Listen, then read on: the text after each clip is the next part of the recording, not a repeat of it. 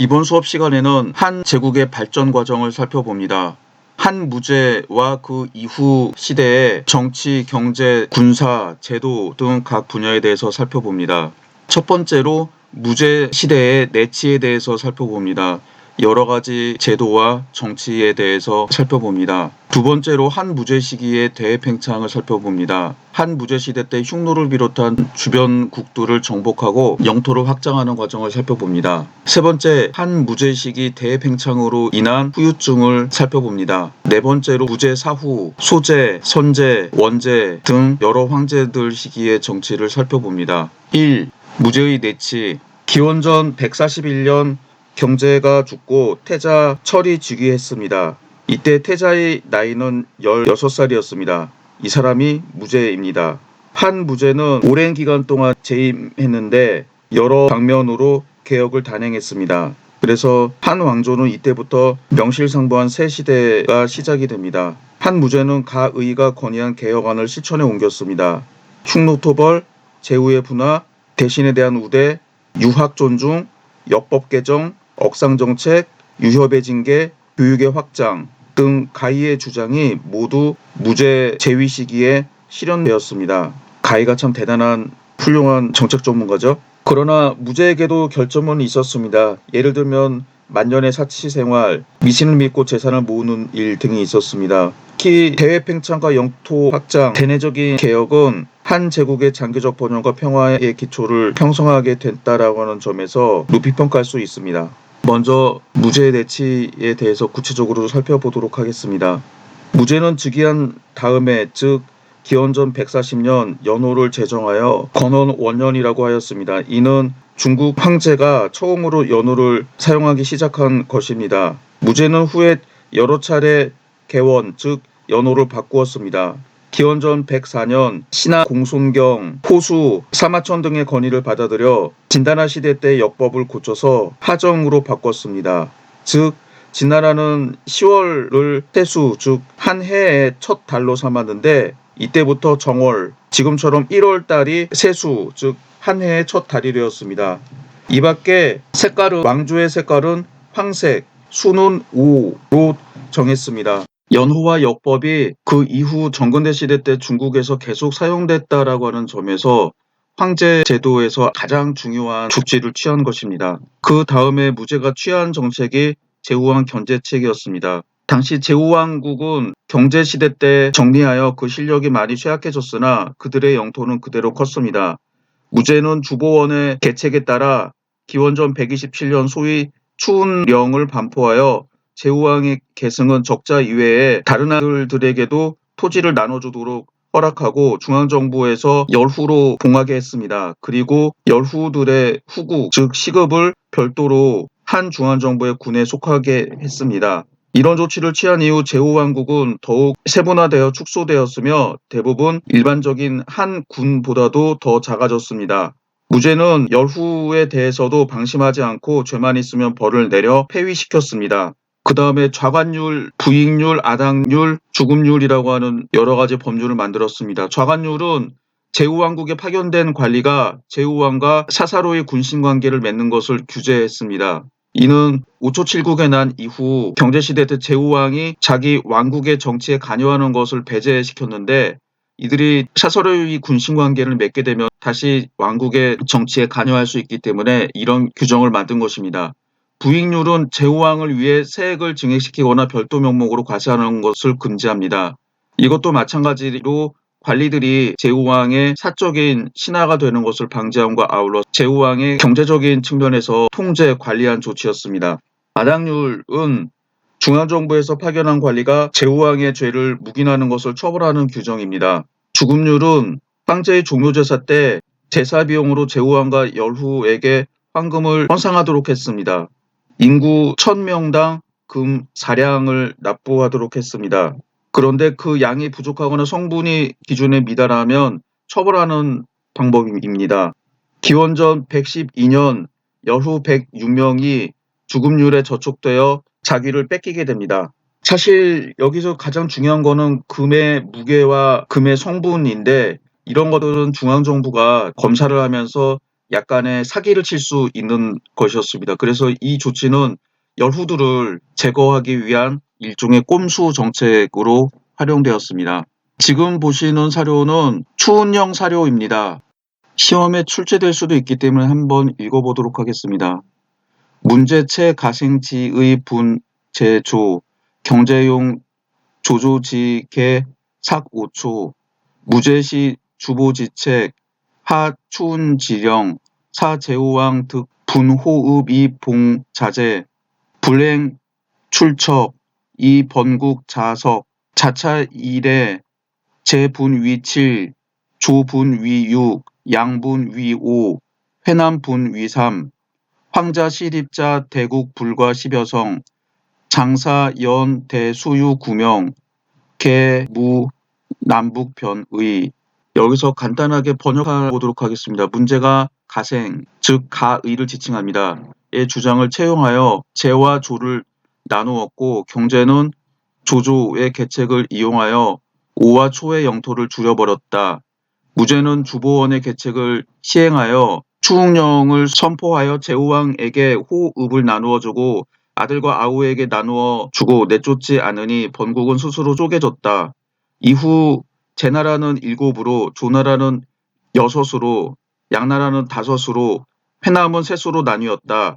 황자가 처음 제후왕으로 봉해졌을 때 규모가 큰 왕국은 10여 성을 넘지 않았고 장사, 연, 대는 비록 옛 이름이 있었으나 모두 남북의 변방이었을 뿐이다. 이 사료의 원문이나 혹은 번역문에서 시험 문제가 나올 수 있습니다. 그러니 내용을 대충 보시고 이게 추운형 사료라고 하는 거를 이해하시면 되겠습니다. 다음으로 육아 이념의 채택에 대해서 살펴보도록 하겠습니다. 무제의 정책 가운데 백가 즉 제자백가를 쫓아보내고 육아 즉 육아 사상을 채택하게 됩니다. 어떤 개설서 교과서에는 이것을 한 무제 시대 때 유학을 유일한 국가 이념으로 만들었다라고 하는데 사실 이는 다릅니다. 나중에 설명하겠지만 무제는 육아 사상을 좋아했었고 유학자들을 대폭 등용한 건 맞지만 여전히 법과 사상과 법과 출신 관리들도 임명했습니다. 정치라고 하는 게 한 가지 이념과 이데올로기만으로 통치할 수 있는 게 아니었기 때문이죠. 한초 황실과 정치자들은 모두 황노학을 숭상해서 무예 정치를 행했습니다. 그러나 무제는 죽기 전 그의 처남이었던 전분과 태자소보인 왕장의 영향을 받아 육아를 좋아했습니다. 그래서 즉위한 후 유학을 애호하는 전분 왕장 이외에 부영, 조관 등 많은 인물들을 등용했습니다. 그리고 기원전 140년 무제는 대신들에게 현량 방정, 직언 극간의 인재를 청구하도록 명령하였고 스스로 이들을 시험하여 그 결과 유학을 배운 동중서 등이 등용되었고 신한 종횡의 학을 배운 사람들은 모두 축출되었습니다.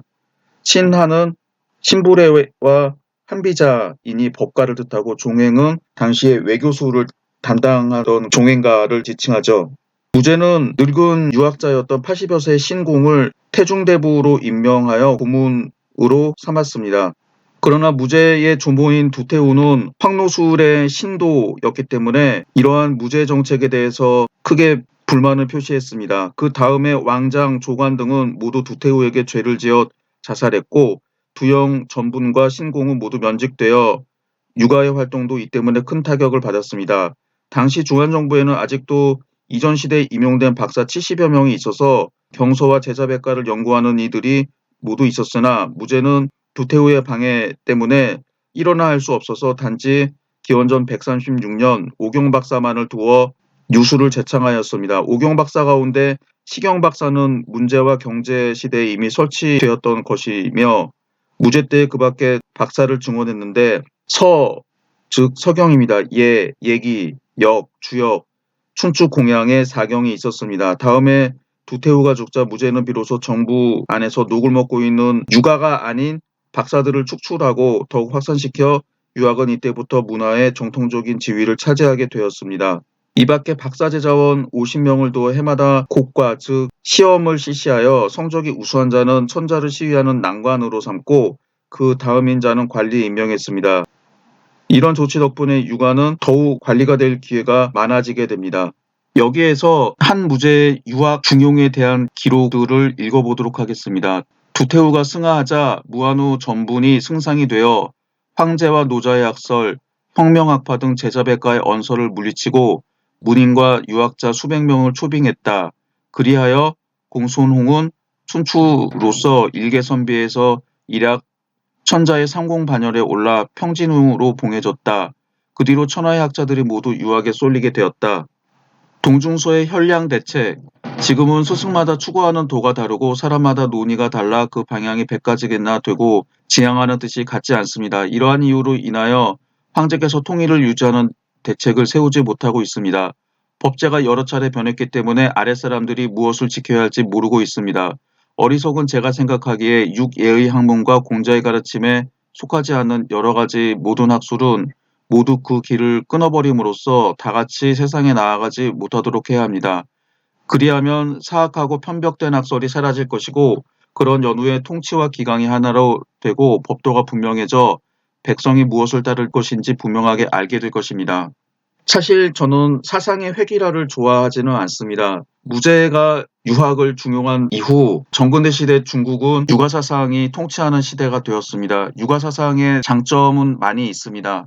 즉 중국의 역사를 보게 되면은 통일을 해야 되거나 내란을 평정해야 될 때 혹은 급한 이유 때문에 경제를 발전시켜야 될 때 재정 수입이 필요할 때는 법과 사상이 큰 역할을 하게 됩니다.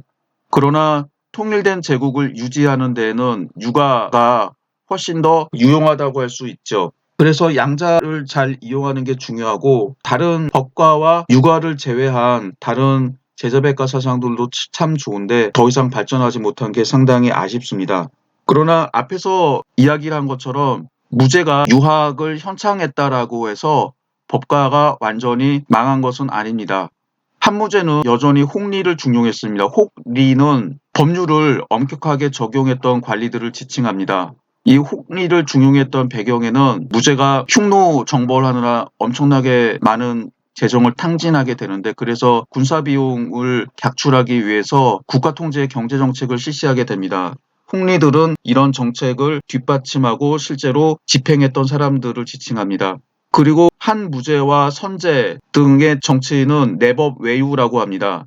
즉 겉으로는 유가사상을 국가의 유일한 이데올로기인 것처럼 포장하지만 실제로는 법과적인 정치도 같이 병행한다라고 하는 뜻입니다. 이와 관련된 일화를 읽어보도록 하겠습니다. 장성한 원제는 성격이 부드럽고 어질었으며 유학을 좋아했다. 아버지 선제가 문법리, 즉 법과적인 관리입니다. 를 등용하여 법률로서 아랫사람들을 묶어놓고 양흥과 개관요와 같은 대신들이 남을 헐뜯는다는 죄목으로 사형을 당한다는 것을 보고 아버지를 곁에서 모시고 있다가 다음과 같이 조용히 말했다. 폐하께서는 형벌을 지나치게 많이 쓰십니다. 유생을 쓰는 것이 어떠하신지요? 그랬더니 선제가 얼굴색이 변하며 말하기를 우리 한나라에는 우리만의 제도가 있다. 그 근본은 패도와 왕도를 잘 섞어서 쓰는 것이다. 그런데 어찌 덕교에만 완전히 맡겨 주나라 정치를 쓸 수 있겠느냐. 또 소교들은 이 세상에 맞는 것이 무엇인지 알지 못하고 늘 옛것은 옳고 현실을 비난하기를 좋아하니 이들 때문에 다른 사람들이 명시를 헷갈려 하고 지켜야 할 바를 모르게 되니 어찌 맡길만 하겠느냐. 그리고는 한탄하기를 우리 가문을 어지럽힐 자가 있다면 그가 곧 태자이겠구나. 여기에서 보시는 것처럼 중간에 그런 말이 있죠.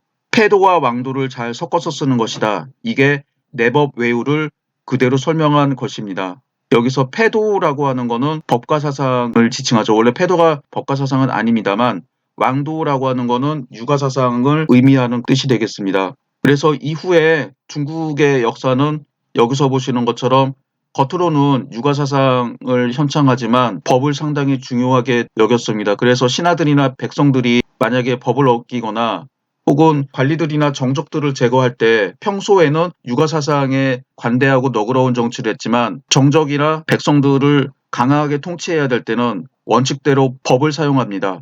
사실 공산당이 통치하고 있는 중국도 마찬가지입니다.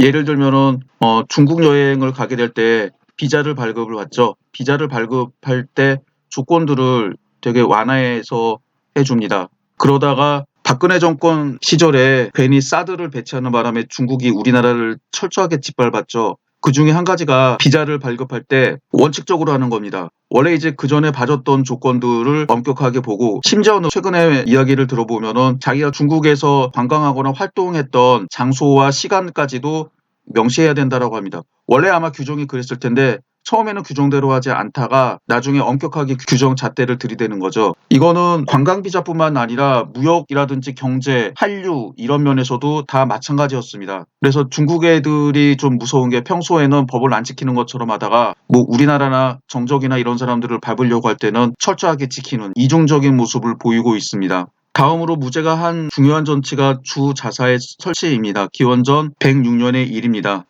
여기에서 좀 길고 장황할 수도 있는데 주자사 설치를 설명하는 김에 전한 후한 시대 때 지방 행정 조직을 살펴보도록 하겠습니다. 한초의 지방제도는 주로 진나라의 군현제를 답습했으나 다른 점은 왕국과 후국을 설치했다라고 하는 점입니다.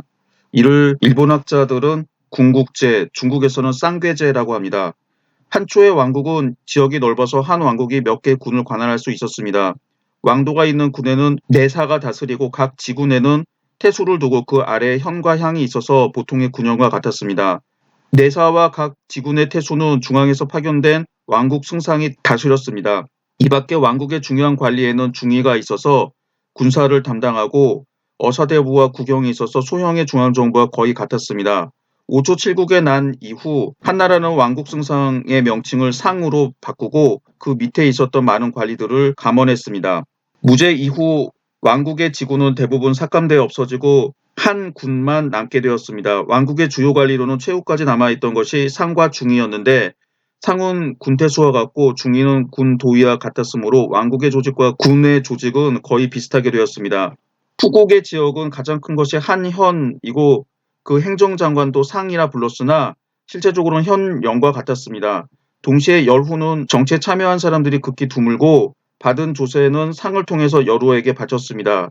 이 이외에 후국의 행정 정부 형태는 현과 같았다고 할 수 있습니다. 후한의 왕후국 제도는 여전히 전한 후기와 같았습니다. 광무초년에 공신을 열후로 봉하고 그 봉토가 큰 것이 4개 현이나 되었으나 그 수는 적었습니다.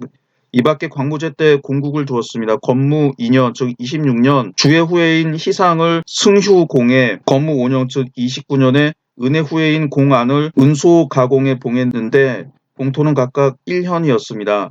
건무 13년 즉 37년에 공안을 송공, 희상을 위공으로 개봉하고 종실 제후왕 가운데 여러 사람을 공으로 강봉했습니다.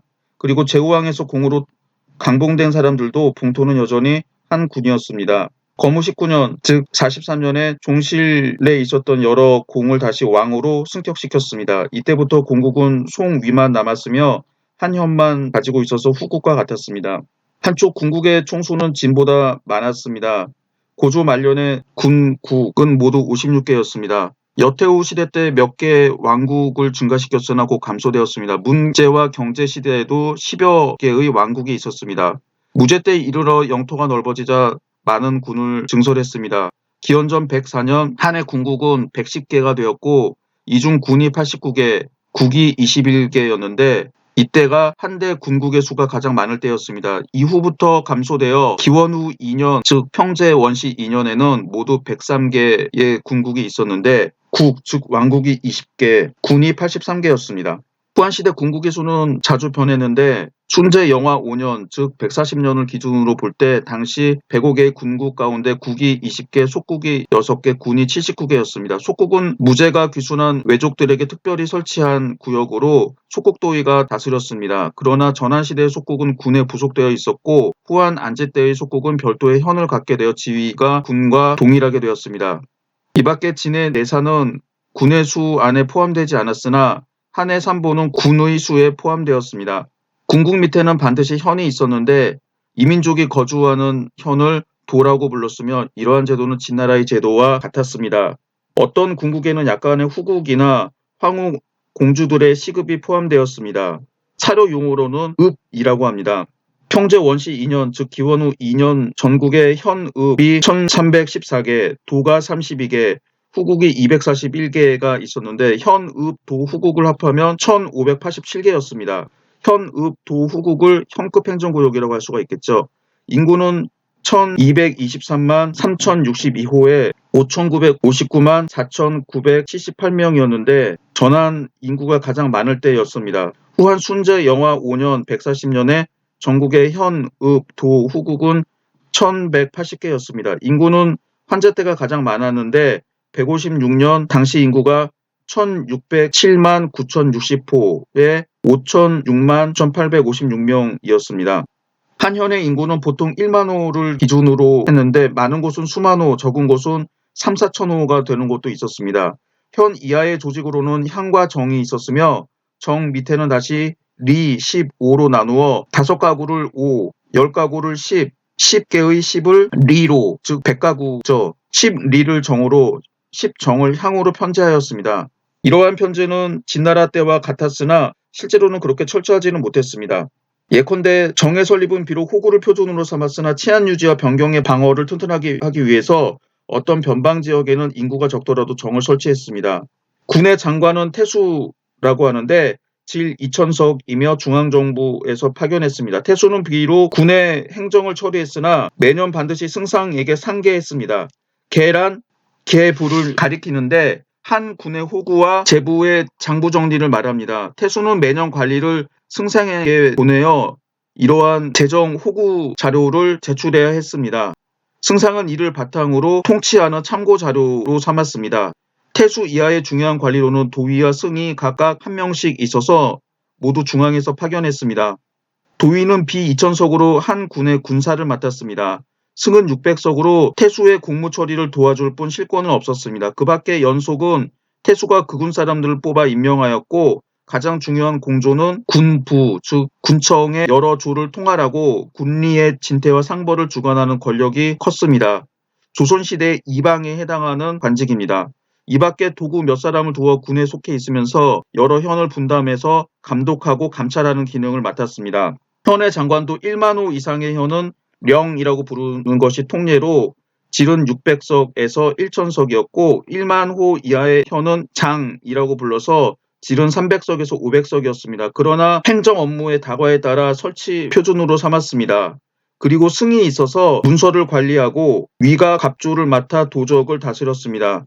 태수는 매년 봄에 각 현을 순행하여 농업을 시찰하고 가을에도 순행하여 현정을 살폈습니다. 이를 행현이라고 합니다. 현에서는 겨울철에 반드시 소속된 군국에 계부를 보고하고 군국은 그 자료를 바탕으로 현장과 현령을 평가하는 자료로 삼았습니다. 향관에는 색부, 소송과 징세 담당, 삼로, 교육 담당, 유효, 치안 담당이 있었습니다. 정에는 정장이 있어 길을 보호하고 치안을 담당하였으며 관할구역 안에 민사와 형사 문제를 겸해서 맡기도 했습니다. 그 아래 리, 궤, 10장, 5장 등이 있었는데 진나라 제도를 그대로 이어받은 것에 불과했습니다. 그러나 진나라 제도와 다른 점이 있다고 하면 연자 규정만이 없었을 뿐이라고 합니다. 이어서 주자사에 대해서 살펴보도록 하겠습니다. 자사는 본래 한의 중앙정부에서 각 군을 감독하는 관리였습니다. 진나라 시대에는 중앙정부에 때때로 시어사를 두어 각 군을 감독했으나 상설하지 않았습니다. 그리고 감찰구역을 구체적으로 알 수 없습니다. 한나라가 건국한 후에 이러한 제도는 잠시 중단되었다가 해제 때 이르러 처음으로 어사를 지방에 보내 순찰하도록 했습니다. 문제도 때때로 승상사를 보내 순찰하도록 하였으나 상설된 것은 아니었습니다. 무제 원봉 5년 기원전 106년 정식으로 전국을 13개 감찰구로 나누고 이름을 부라 했으며 각 부마다 자사 1명을 두어 소속된 군국을 감독하도록 했습니다. 그러나 삼보, 장안을 중심으로 한 3개의 특별 행정구역으로 수도권에 해당하는 지역입니다. 경조윤, 좌풍익, 우부풍을 지칭합니다. 사마, 하동, 하남, 한해와 홍농 7구는 경기 지역이었기 때문에 13부에 포함시키지 않았습니다. 자사는 보통 상설된 치소에 있다가 대부분 매년 8월에 각 군국을 순행하면서 군국 안에 태수나 승 또는 그 경내에 있는 종실 호족들의 불법한 일을 보면 즉시 중앙에 보고하고 탄핵했습니다. 탄핵 내용은 모두 6가지로 나눌 수 있습니다. 첫 번째, 종실이나 호족들의 전택에 제한을 넣고 약자를 업신여기거나 포악할 때. 둘째, 태수나 승이 조서를 받들지 않고 탐호하여 허위 문서를 작성할 때. 셋째, 태수와 승이 형벌과 상을 남발하여 번거롭게 하고 고포감을 줄 때. 넷째, 태수나 승의 관리 임명에 정실이 개입되었을 때. 다섯째, 태수와 승의 자제가 그 권력을 믿고 반부에 청탁했을 때. 여섯째, 태수나 승이 호족에게 아부하여 정령을 어길 때 경기 7군의 감찰은 처음에 어사 또는 승상이 맡았다가 기원정 89년 별도로 사예 교위를 두어 7군의 감찰을 맡도록 했습니다. 이때부터 감찰군은 14개로 증가되었습니다. 그런데 13부의 명칭과 각 부가 관할하고 있는 군국은 구체적으로 설명하지는 않겠습니다.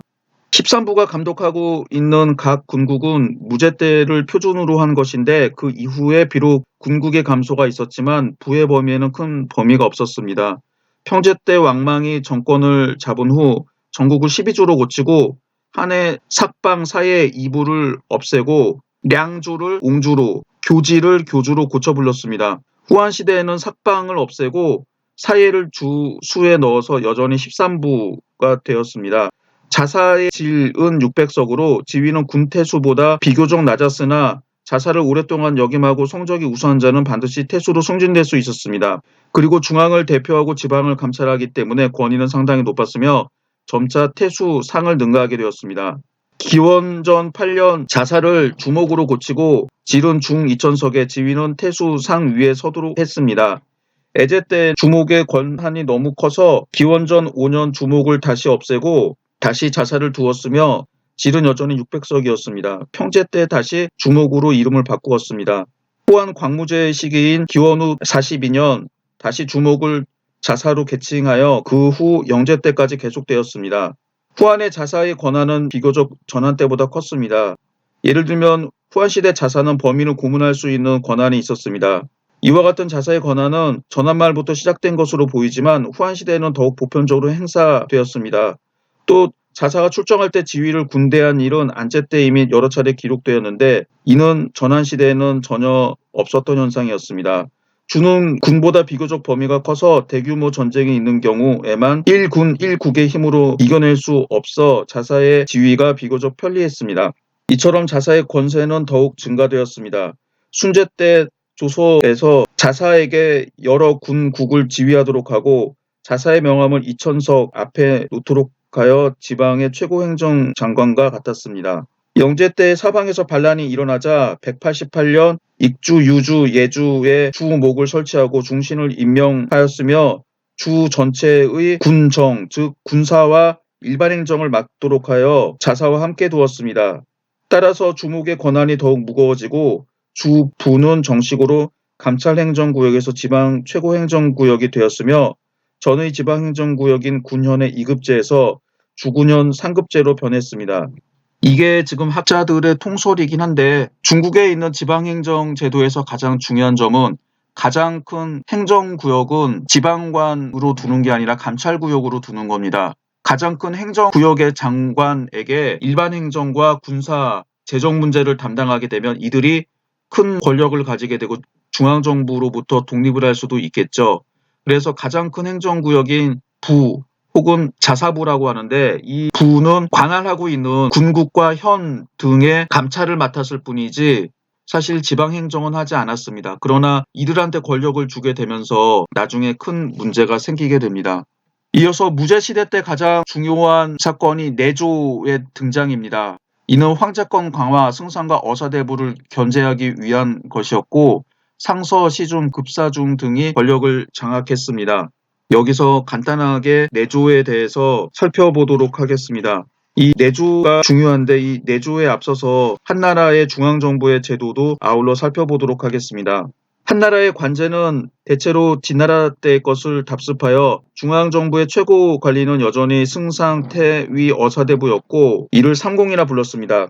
승상은 여전히 전국 최고의 장관으로 국가행정을 맡고 있었으며 그 밖에 중요한 관원의 직권은 진나라 때와 별다른 차이가 없었습니다. 다른 점이라면 약간의 관명이 바뀌었고 새로운 관직이 첨가되었을 뿐입니다. 고조 즉위 후 소하를 승상으로 삼고 말년에 승상을 상국으로 고쳐 여전히 수허가 맡았습니다. 해제 때 조참이 상국을 계임하였습니다.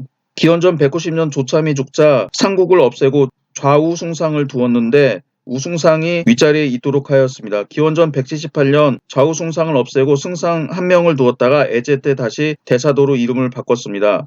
승상은 금인자수의 질이 1만석이었으며 중요한 속관으로 승상사직 1명, 질 2000석, 무제 때 처음 설치했습니다. 이 있어서 불법을 바로잡고 승상을 보좌하고 승상 장사 2명 질 천석이 있어 여러 관료들을 이끌어 나갔습니다.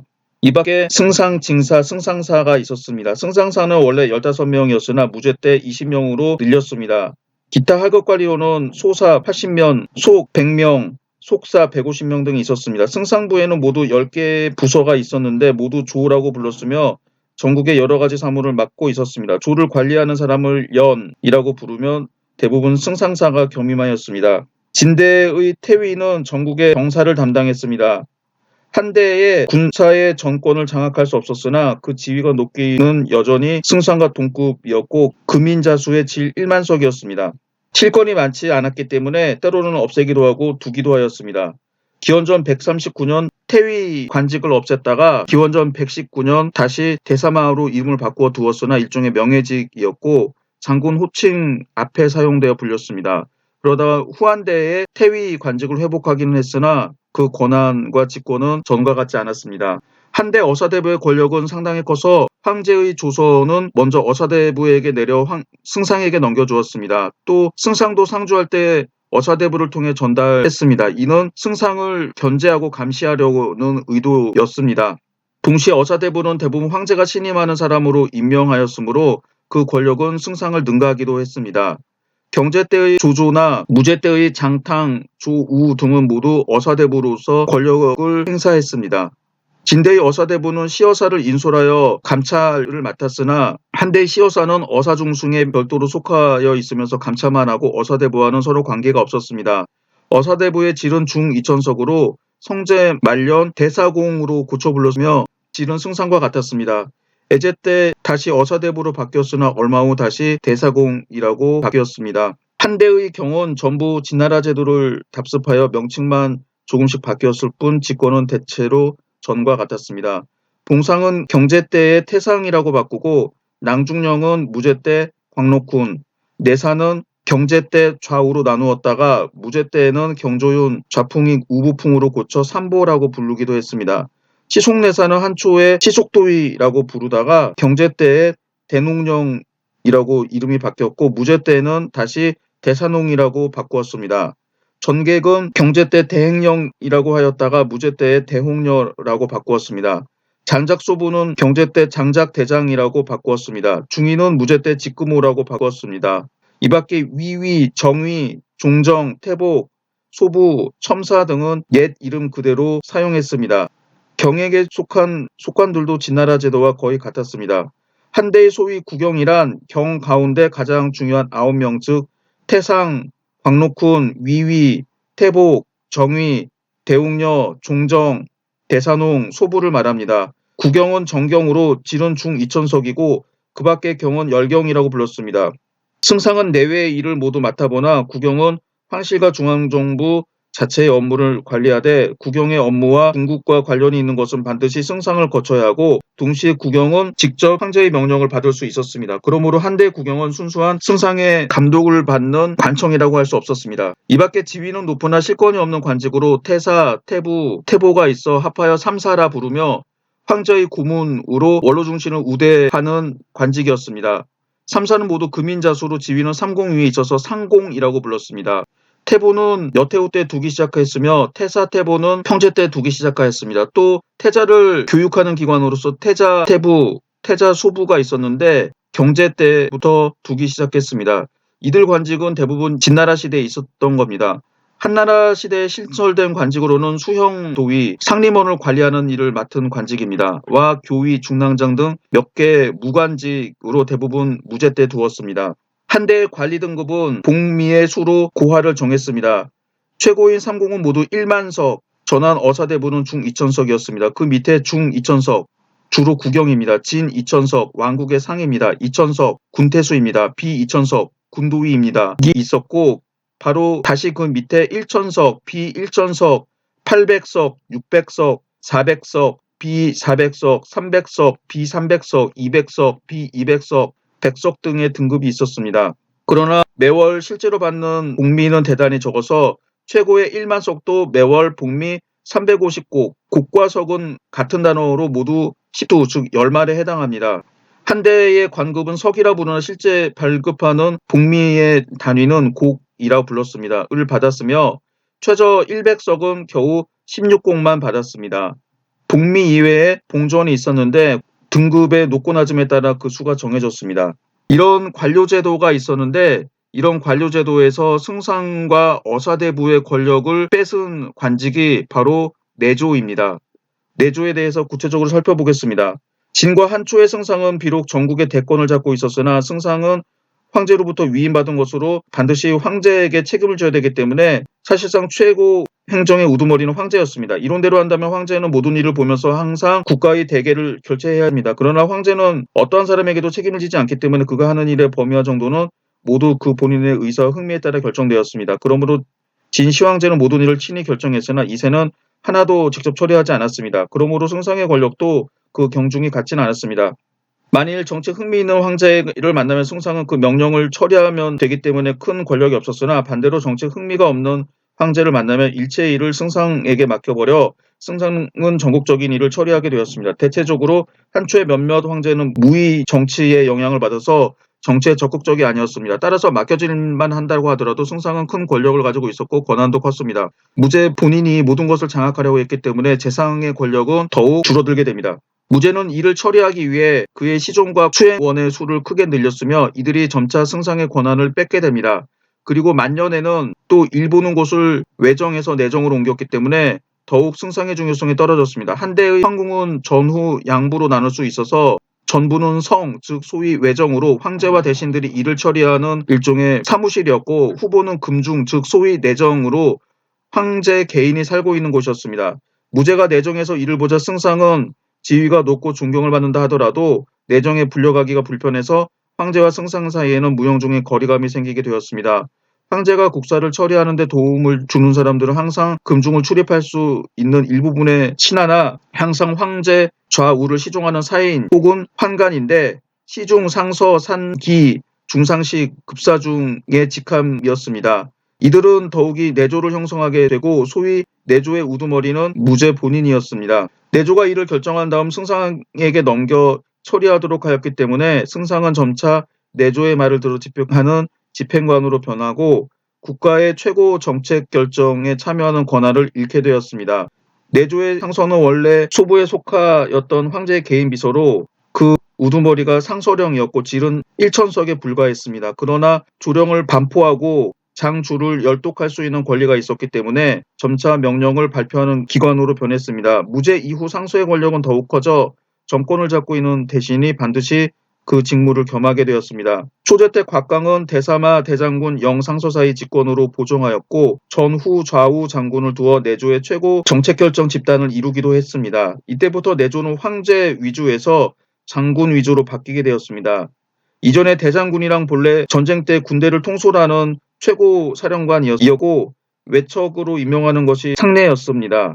두 영과 위청이 대장군을 역임한 바가 있습니다. 이 밖에 표기장군과 거기장군 등이 있었으나 그 지위는 대장군에 미치지 못했습니다. 이런 장군의 호칭은 전쟁이 끝나면 즉시 취소하였으나 무제 때 위청 곽거병은 수도에서 장군으로 불을 열기 시작했습니다. 그 지위는 비록 높고 융숭한 대접도 받았으나 정사에는 그리 간섭하지 않았습니다. 그 후 중신에게 장군의 칭호를 붙여주었습니다.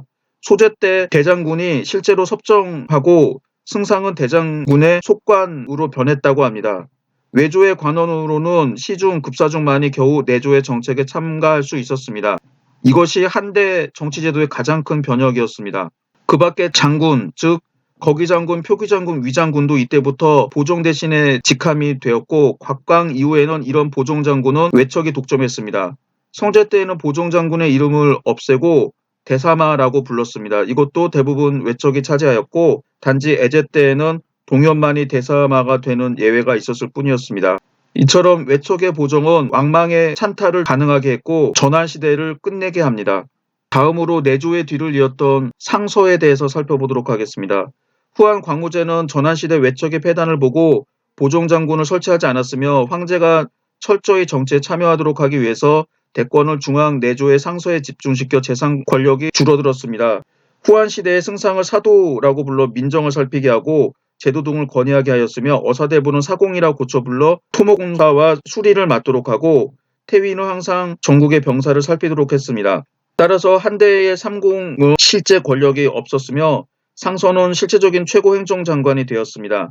영제 때 상서는 독립기관이 되어 상서대 또는 중대라고 불렸으나 명의상 여전히 소부에 속했습니다. 상서령의 지위도 공경보다 비교적 낮아서 그 인선도 상당히 쉬웠습니다. 상서의 최고 장관인 상서령은 질 1000석이었고 그 다음에 상서복야가 질 600석이었습니다. 전환시대 상서는 4조로 나뉘어 각 조에 상서 1명 600석입니다. 있었는데 성제 때에는 5조로 늘렸습니다. 그리고 후제 때에 또 6조로 늘렸습니다.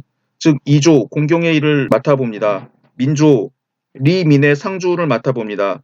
남 2000석조와 북 2000석조, 주로 궁국 2000석의 일을 맡았습니다. 남주객조와 북주객조, 주로 외국과의 외교 문제를 다루었습니다.가 있었습니다. 각 조에는 상서 1명 이외에 상서시랑 질 400석 6명이 있어 문서의 기초를 맡고 상서령사 질 200석 3명이 있어 기록을 맡았습니다.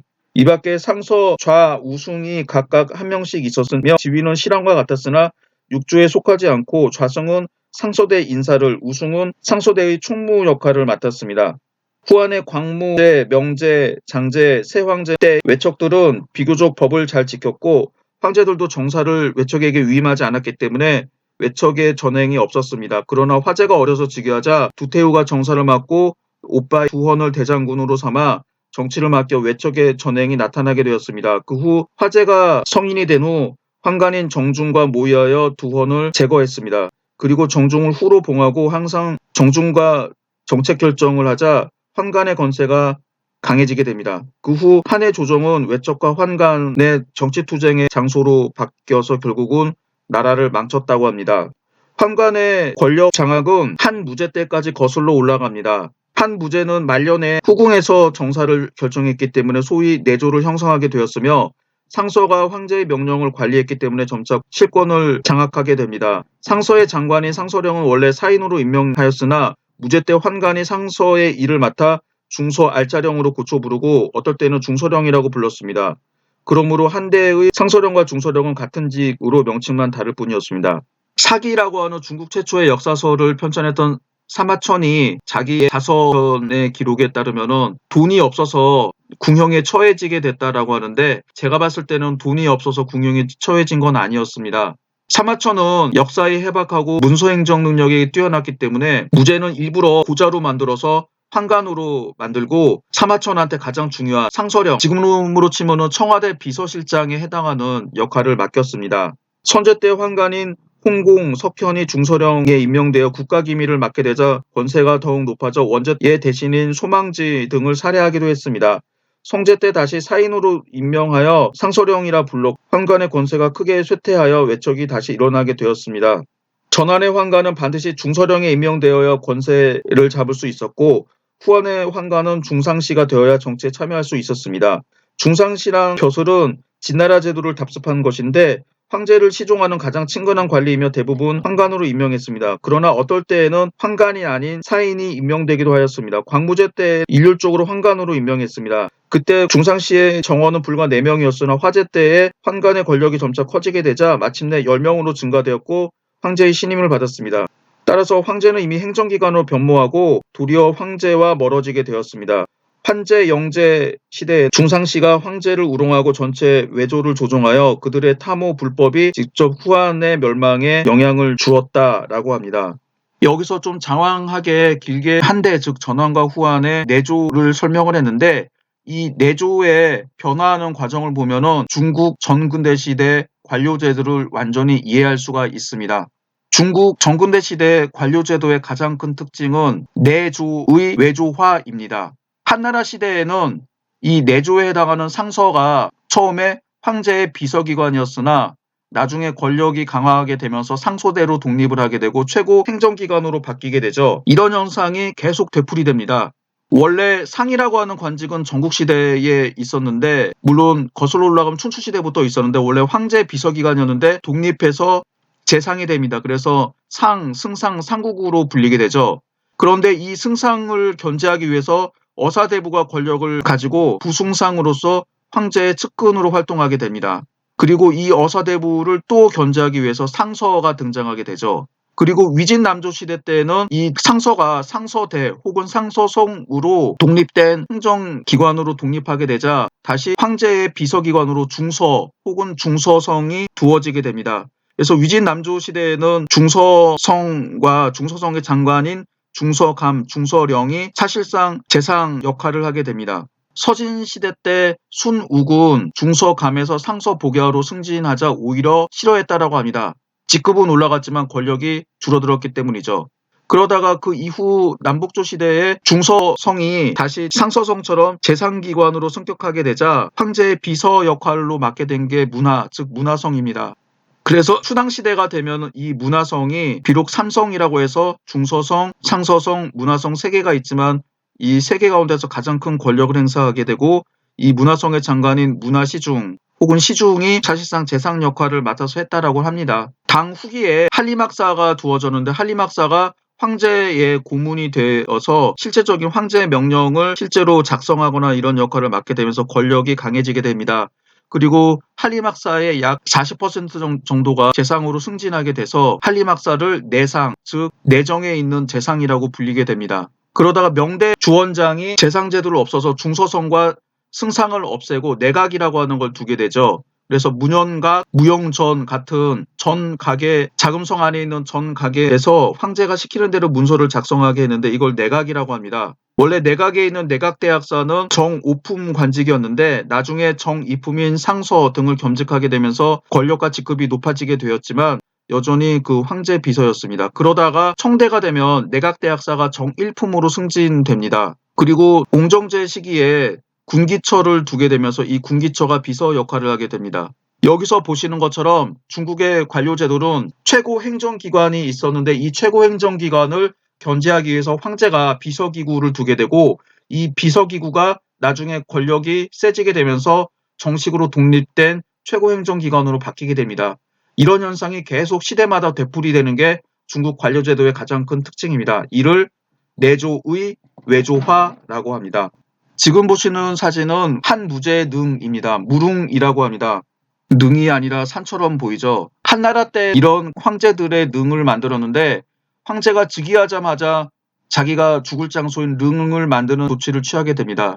그런데 단순하게 이제 황제의 능을 만드는 것뿐만 아니라 능읍삼인이라고 하는 걸 합니다. 즉 능읍을 건설하면서 백성들을 옮기는 조치입니다. 이는 앞에서도 잠깐 설명했는데 구체적인 사료를 보도록 하겠습니다. 한무제시대 때 주보원의 상소입니다.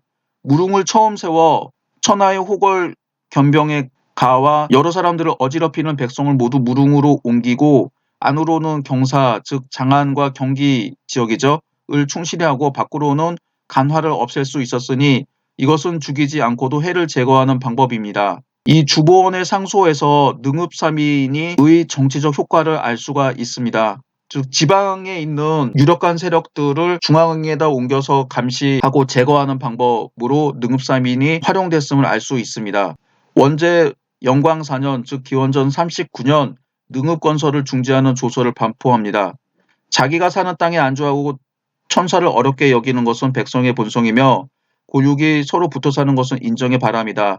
일전에 유사가 신자에 의해 따라 군국민을 강제 이주시켜 원능을 받들도록 상주하여 백성들로 하여금 선조의 분묘를 멀리 버리게 하고 파산 실업하게 하며 친척과 이별하여 서로 그리워하는 마음으로 집안에 불안한 마음이 있게 되었다. 이 때문에 동쪽 땅은 텅 비게 되어 황폐해지는 피해가 있었고 관중에는 무료한 백성들이 있게 되니 장구의 책, 즉 장기적인 정책이 아니다. 이제 초롱을 만들 때 현읍은 설치하지 않고 천하가 모두 본토에 안주하여 본업에 즐겁게 종사하고 동요하는 마음이 없도록 하라. 그래서 원제 때 능읍 건설을 중지합니다. 사실 이 원제는 앞에서 본 것처럼 한나라를 망칠 수 있다라고 했는데 너무 착하고 백성들한테 자상하긴 하지만 이런 제도가 반드시 국가 특히 지방 통치에는 유리한 것이 아니었습니다. 원제 아들인 성제 때 다시 진탕이 능읍삼인을 주장합니다. 초롱을 건설하는 경사의 땅은 가장 비옥하니 현 하나를 세울 수 있습니다. 천하의 백성을 여러 능으로 강제 이주시키지 않은 지 30여 년이 되니 관동에 부유한 사람들은 더욱 많아져 양전을 많이 차지하고 빈민을 부려먹고 있습니다. 초롱으로 천사하여 즉 강제 이주시켜서 경사를 강하게 하고 제후를 약하게 하는 것이 좋습니다. 또 중과 이하는 빈부를 균등히 할 수 있습니다. 여기서 보시는 것처럼 능읍삼이는 주로 지방의 강력한 세력들을 탄압하고 통제하는 방법으로 활용이 되었습니다. 그래서 부자들을 수도 가까운 지역에 옮기게 되면은 가난하거나 보통인 사람들이 남게 되죠. 그래서 이들한테 균등하게 세금과 요역, 군역을 부담시킬 수 있고 이들이 너무나 부자가 아니기 때문에 국가, 지방에 있는 관리들이 통제하기 쉬웠습니다. 이런 장점이 능읍삼인의 장점이었는데 한 마리는 제대로 실행되었다고 보기는 좀 어렵습니다. 이 한무제의 대팽창, 먼저 흉노에 대해서 살펴보도록 하겠습니다. 일찍이 진 시황제는 흉노가 진나라를 망칠 것이다 라고 하는 소위 망진자 호야의 대상으로서 흉노를 격파하고 장성을 쌓았습니다. 그러나 진말 중국 내부의 혼란 덕분에 흉노를 비롯한 여러 세력들이 다시 세력을 확장할 수 있었으며 남방에서는 남월이 독립하게 됩니다. 흉노는 진 2세 황제 때 점차 우르도스 지방을 침입하다가 초환 전쟁 때에 묵돌선우가 나타났습니다. 이게 발음이 모둔, 원래 발음은 모둔인데 한학자들은 묵특이라고도 읽고 묵돌이라고 합니다. 저는 여기서 묵돌이라고 발음하겠습니다. 묵돌선우는 기병 30만 명을 거느리고 북쪽으로 정령, 동쪽으로 동호를 정복하고 서쪽으로는 월지를 격파하여 서역, 지금의 신강 위구르 자치구 지역에 있는 오아시스 국가 30여 개 국가가 흉노에 신속하였습니다. 또 계속 남침하여 진대 상실했던 우르도스 지역을 전부 회복하고 중국 서부의 일부 요새 지역을 탈취하였습니다. 따라서 한나라에 큰 해가 되었습니다. 흉노는 한초부터 계속 한나라 변경을 침입했습니다. 기원전 201년 흉노가 한왕신을 마읍에서 포위하자 9월에 신은 흉노에 항복했습니다. 묵돌선우는 이 기회를 틈타 남하하여 태원, 지금 산서성의 성도 도총 소재지인 태원시입니다. 여기까지 진격했습니다. 기원전 200년 한 고조 유방은 30여만 명을 거느리고 흉노를 정벌했으나 평성 부근에 있는 백등산에서 포위되어 흉노에게 포로가 될 뻔했습니다. 유명한 백등산의 전투입니다. 이때 묵돌선우의 알씨, 흉노 말로 선우의 부인 황후에 해당하는 명칭입니다. 알씨, 아씨, 연지라고도 발음을 하게 됩니다. 에게 후한 뇌물을 주고 그 위험을 벗어났습니다. 이때 한나라 군대의 병력 손실이 컸는데 사조론 날씨가 추워 얼어 죽은 사람이 7, 8만 명이나 되었다고 합니다. 한 고조는 백등산의 전투에서 크게 패한 이후 흉노를 공격하겠다는 생각을 버리게 됩니다. 기원전 198년 고조는 유경의 건의를 받아들여 흉노와 화친하고 한 사람의 종실 여자를 묵돌선우에게 출가시켰습니다. 이밖에 한나라는 매년 흉노에게 일정한 액수의 솜과 명주, 술, 기타 음식을 보내기도 했습니다. 이후 묵돌선우의 침입은 비교적 적어졌으나 이러한 화약은 한나라에게 대단히 굴욕적인 것입니다. 사실상 이때 한나라는 흉노의 소국이었다라고 할 수 있습니다. 종속국, 속국, 흉노의 갑질을 당하는 부용국 정도였죠. 고조가 죽은 후 묵돌선우는 한나라를 더욱 무시하고 여태후에게 구혼하는 편지까지 보냈습니다. 여태후는 어찌할 바 모르고 겨우 좋은 말로 거절했을 뿐입니다. 문제 때 한나라는 흉노에 대해서 계속 화친 정책을 취하였습니다.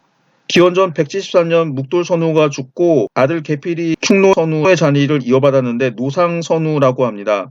한나라는 다시 종실 여성을 보내 노상선우의 처로 삼도록 했습니다. 그러나 흉노는 결코 약속을 엄격하게 지키는 관념이 없었기 때문에 여전히 수시로 침입하여 심지어 그들의 기병이 때로는 장안 부근까지 와서 소란을 피우기도 했습니다. 그러나 한나라는 필동적인 방어와 수비에만 전념할 뿐 감히 대규모적인 공격을 하지 못했습니다. 이것은 물론 흉노의 무력이 너무나 강했기 때문이고 한편으로 국내 정국이 안정되지 못했기 때문입니다. 문제 경제 시대 일부 신하들은 화친 정책에 불만을 표시하고 특히 가인은 그의 치안책에서 흉노를 강경하게 대처하도록 주장했습니다. 태자가령 조조도 이미 문제 11년에서 12년, 즉 기원전 169년에서 168년 여러 차례 상소문을 올려 흉노 문제를 간언했습니다. 당시 흉노가 여러 차례 침입하자 변방 사람들은 모두 도망하여 한 사람도 없게 되자 그는 정부에서 배작 면죄의 규정으로 백성을 모집하여 변방 지역을 개간하고 또 군사훈련을 실시하여 그들로 하여금 자신의 재산을 위하여 싸우도록 하고 오랫동안 흉노와 싸운 사람과 매년 적정을 모르고 교대하는 수주울과 바꾸도록 건의했습니다. 또 상을 내리는 규정으로 백성들에게 곡식을 변방으로 수송하게 하여 병경의 군량을 저축하도록 건의했습니다. 이 건의는 모두 문제에 의해서 실행되었습니다. 이 부분은 납속수작제라고 해서 임용고사 문제에 출제가 된 적이 있습니다.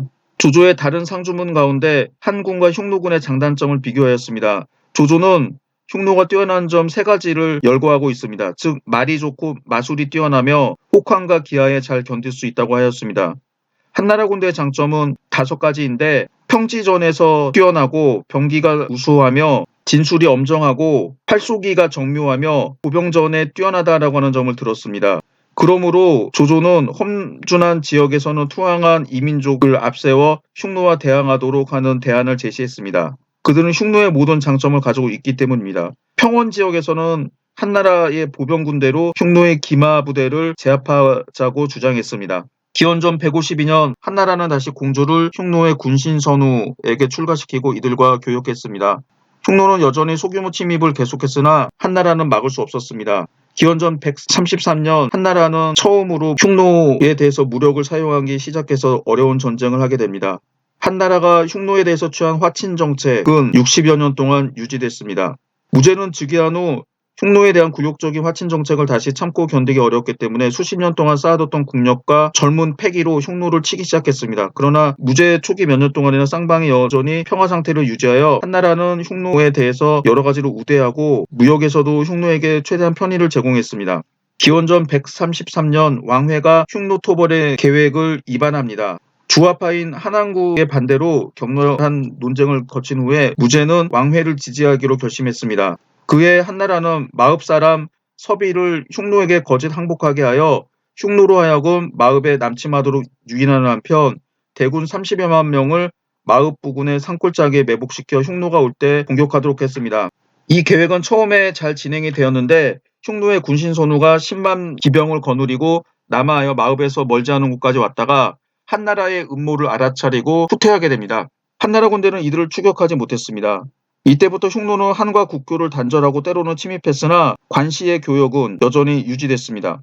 그 이후 한나라는 적을 유인하는 전략을 벌이고 전면적인 공격을 시작했습니다. 기원전 129년 무제는 위청, 공소나, 공소노, 이광, 네 장군에게 각각 기병 1만 명을 주어 흉노를 따로 공격하도록 했습니다. 그 결과 위청만이 전공을 올리고 공소노와 이광은 모두 흉노에게 패했습니다. 이후 한나라 군대 전술의 변화가 생기게 됩니다. 출정할 때마다 규모가 더욱 큰 하나 또는 2병단을 보내어 사막 깊숙이 들어가 흉노의 주력을 섬멸했습니다. 그리고 하나의 병단은 몇 개의 독립 전투단위로 조직했습니다. 예컨대 좌익, 우익, 전봉, 후거 등과 같이 나누고 각 단위의 병력은 모두 전투에 능한 장군에게 지휘하도록 하였으나 전체 병단의 최고 지휘자는 외척으로 임명했습니다. 그 후 한나라는 여러 차례 흉노를 대규모로 공격했는데 모두 외척인 위청, 무제 위양후의 아우입니다. 곽거병, 위청의 다른 누이의 아들입니다. 이 지휘하였습니다. 기원전 129년 이후 위청 곽거병의 대규모 흉노 정벌은 모두 6차례였는데 전과가 가장 뛰어났던 것은 다음에 4차례였습니다. 기원전 127년 한나라는 위청으로 하여금 흉노를 정벌하게 하였는데 이때 적 수천 명을 사라졌고 소와 양 100여만 마리를 노획하였으며 오르도스 지역을 수복했습니다. 한나라는 그 지역에 삭방군을 설치하고 오르도스 바깥의 지역에는 오원군, 즉 지나라의 구원군입니다. 을 두었습니다.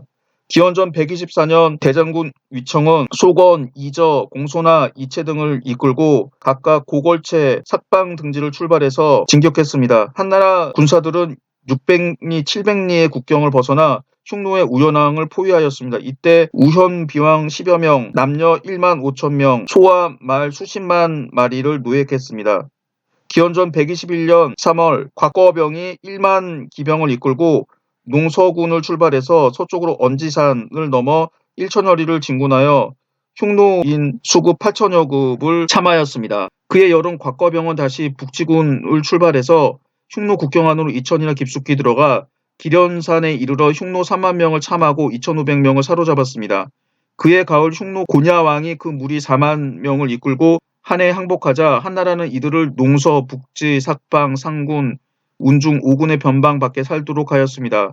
이때 한나라는 하서 지역, 하서회랑이라고 하는데 지금의 감숙성 지역입니다. 을 얻고 기원전 116년에서 111년 사이에 이곳에 무의, 장액, 주천, 도낭 4군을 설치했습니다. 이 부분도 임용고사에 출제가 된 적이 있습니다. 기원전 119년 한나라는 위청, 곽과여병에 각각 5만 기병을 주어 출격하였습니다. 위청은 정양군을 떠나서 일천여리를 가서 흉노의 이서사 선우를 만나 격전을 벌여 선우가 도망가자 한나라 군대는 진안산까지 추격했다가 흉노인 19,000명을 죽이고 돌아왔습니다. 곽거병은 대군과 우부평군을 출발해서 이천여리를 진격하여 사막을 넘어 난거서산까지 추격했다가 돌아왔는데 흉노 7만여 명을 죽였습니다. 그러나 한나라 군대의 손실도 컸습니다. 두 군대의 손실은 모두 사졸 2, 3만 명, 군마 10여만 피를 잃었습니다. 흉노는 비록 멀리 도망갔으나 한나라 군대의 말이 적었기 때문에 대규모 진격을 할 수 없었습니다. 위청 곽거병의 북벌은 비록 공적이 상당히 컸지만 또한 불필요한 낭비도 컸는데 특히 곽거병이 심했습니다. 동시에 장군들 중에서 심각한 파벌 싸움으로 한나라 군대는 다시 위력을 발휘할 수 없었습니다. 당시 흉노를 정벌한 무장들은 대부분 관서 사람들로 그들은 모두 용감하고 전투에 능하며 사졸들을 사랑하고 아낄 줄 알았습니다. 무제는 그들을 군대의 골관으로 삼아 실질적인 작전 임무를 담당하게 하였으며 외척군인을 최고 지휘자로 임명했습니다. 이들 관서군인들 가운데 이광이 가장 이름을 떨치고 있었는데 무제와 위청은 그를 질투했습니다. 원수 4년 흉노정벌에서 이광은 위청의 배척을 당하고 분하여 자결했습니다. 이광의 아들 이감은 본래 곽과병의 부하에게 예속되어 있었으나 그 부친의 죽음에 악감정을 품고 위청을 습격하여 부상을 입혔습니다. 그 후 이감은 무제를 따라 사냥을 갔다가 곽과병에 의해 사사되고 말았는데 무제는 곽거병을 두둔하여 무마시키고 말았습니다. 무제 말년에 관서군인 이씨와 외척군인 사이에 다시 마찰이 생겨 한나라 군대는 흉노와의 전쟁에서 큰 패전을 당하기도 했습니다. 기원전 119년 위청 곽거병이 마지막 출정을 한 이후 20년 동안 한나라와 흉노는 다시 대규모 전쟁을 벌이지 않았습니다. 그러나 무제의 변방 사업은 중지된 것이 아니었습니다. 즉 이 기간 동안에 조선을 정벌하고 서쪽으로 서역과 교통하고 남쪽으로 동구, 양월과 서남이를 평정하기도 하여 판도가 크게 확장되었습니다. 이런 확장은 똑같이 흉노에게도 커다란 위협을 주었습니다. 한나라는 기원전 108년 조선을 일반적으로 위만조선이라고 하죠. 멸망시킨 후 요동세회의 오한을 끌어들여 그들에게 동북 변방의 세회 지역에 살게 하고 흉노를 감시하도록 하였습니다. 기원전 105년 이후 흉노가 서쪽으로 물러가자 그들의 좌부는 요동으로부터 서쪽으로 지금의 내몽골 중부지역으로 옮겨와서 한해 운중군과 서로 접하고 있었습니다. 이것은 한나라의 동북 정책과 관련이 있었습니다. 원봉 3년 무제는 한나라 인근의 누란 차사 이국을 공격했습니다. 기원전 104년 다시 외척 이광리를 보내 파미르 서쪽의 국가인 대환을 정벌하기 시작해서 기원전 102년 이를 격파하여 위세가 서역을 진동하고 여러 나라들이 한나라에 조공을 하게 됩니다. 이때 흉노의 정치 중심은 이미 서쪽으로 이동하였고 또 장기가 휴식으로 국력이 점차 회복하게 되자 다시 침입을 개시하여 한나라와 서역 패권을 다툰 싸움을 벌이게 되었습니다. 무제도 새로 서역을 평정한 기세로 다시 흉노를 정벌하려고 했습니다. 무제는 여전히 전처럼 외척을 군사 최고 지휘자로 하는 원칙을 채택했으나 위청 곽과병은 이미 세상을 떠나 이때 인물은 이광리가 맡게 됩니다. 이광리의 자질은 위청 곽거병보다 훨씬 떨어져 대환을 정복할 때 군기가 해이해져 여러 차례 패하기도 했습니다. 그러나 무제가 전적으로 그를 지지하여 3년 동안 전후 20만 명을 동원하여 겨우 승리하였습니다. 그러므로 흉노를 토벌하는 최고 책임은 맡을 수 없었으나 무제는 여전히 그를 신임하였습니다. 기원전 99년 무제는 그에게 3만 기를 이끌고 흉노를 공격하도록 하였는데 이릉, 이광의 손자입니다. 에게 보급품 수송을 맡도록 하였습니다. 이릉이 이를 원하지 않자 무제는 다시 이릉에게 5,000명을 이끌고 이광리와 따로 출격하도록 했습니다. 이광리는 주천을 떠나 천산에서 흉노 우연왕을 격파하고 1만여 급을 참획하였으나 자신의 손실도 2만 명이나 되었습니다. 이거는 사실상 패전이죠. 이릉은 거연성을 출발하여 북쪽으로 30일을 가다 준계산에서 제후 선우가 친히 이끄는 10만여 명의 흉노군과 만나 한나라 군대는 싸우고 후퇴하면서 흉노 2만여 명을 사상시켰습니다. 그러나 구원군이 없어서 국경으로부터 100여리 떨어진 곳에서 흉노에게 패하여 이릉은 투항하고 그 부하 중 한나라로 돌아온 사람은 겨우 500명이었습니다. 이 전쟁에서 한나라는 큰 타격을 받았는데 여기에서 외척군인과 관서군인의 갈등이 여전히 존재하고 있었음을 알 수 있습니다. 기원전 97년 한나라는 흉노에 대해서 다시 대규모 공격을 가하여 출동병력이 20만 명에 달했습니다. 이광리가 이끄는 보병과 기병 14만 명이 삭방군을 출발하고 한열이 이끄는 보병 3만 명이 오원을 출발하고 공손호의 보병 4만 명이 안문군을 출발했으나 모두 전과 없이 되돌아왔습니다. 기원전 90년 한나라는 다시 이광리에게 4만 명을 이끌고 오원을 출발하게 하고 상구성이 2만 명을 이끌고 서화군을 출발하도록 하였으며 마통이 4만 이를 이끌고 주천군을 출발하여 흉노를 공격하게 했습니다. 그러나 상구성, 마통 두 사람은 전과 없이 되돌아왔고 이광리는 전멸당하자 흉노에 투항했습니다. 이후 무제가 죽을 때까지 다시 흉노에 대해서 능동적인 공격을 하지 못하게 되었고 처음에는 승리했던 흉노 정벌은 마지막에는 패배로 끝을 맺곤 합니다. 무제의 흉노 북벌은 막대한 대가를 치르긴 했으나 흉노의 손실도 상당히 컸습니다. 첫째, 인구 손실입니다. 고조 때 흉노에 기병 30만 명이 있었는데 무제 때에도 큰 차이가 없었습니다. 아마 이를 바탕으로 흉노 인구를 추측하면 약 100만에서 150만 명 정도였고 한나라와 비교하면 상당히 적은 수였습니다. 한나라는 평제 때 인구가 6천만에 가까웠으며 무제 때 인구 총수는 기록은 없지만 4천만 이하는 아니었을 것입니다. 한나라 때 여러 관리들이 흉노의 전체 인구는 한나라의 큰 군만 못하다고 했습니다. 한나라의 군은 인구가 200만 명 이상인 되는 곳이 3군데나 있었습니다. 이것으로 쌍방 인구의 차이를 알 수가 있습니다. 전쟁 중에 한나라는 병력의 부족을 걱정하지 않았으나 흉노는 반대였습니다. 반드시 그렇지는 않죠. 기원전 126년부터 기원전 119년 10년 동안 흉노가 한나라의 군대에 살해되거나 포로가 된 사람 혹은 투항한 사람이 20만 명이었는데 이 숫자는 전체 흉노 인구의 7분의 1에서 5분의 1에 해당합니다.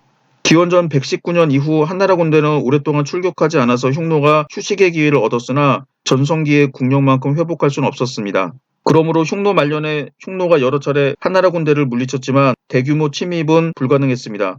둘째, 가축의 손실이었습니다. 흉노인은 목축을 생업으로 삼아 가축은 그들의 재산이었습니다. 전시에 흉노의 가축이 한나라에 뺏기게 되는데 대략 수천만 마리에 이르게 됩니다. 이 밖에 한나라 군대가 그들을 추격했을 때 흉노의 소와 말이 도망다니거나 피로해져서 보편적으로 유산 현상이 일어났습니다. 이는 가축 수의 감소로 이어져서 흉노를 파산의 길로 떨어지도록 하였습니다. 셋째, 영토 손실입니다. 흉노는 한나라와 전쟁에서 오르도스와 하서회랑 지역의 큰 목장을 잃게 되었습니다.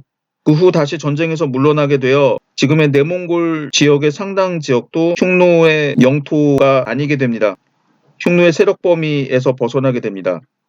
그리고 오한 등이 흉노의 적이 되었습니다. 서쪽에서 흉노에 신속되어 있었던 서역 여러 나라들도 한나라의 세력 아래 들어가게 되었습니다.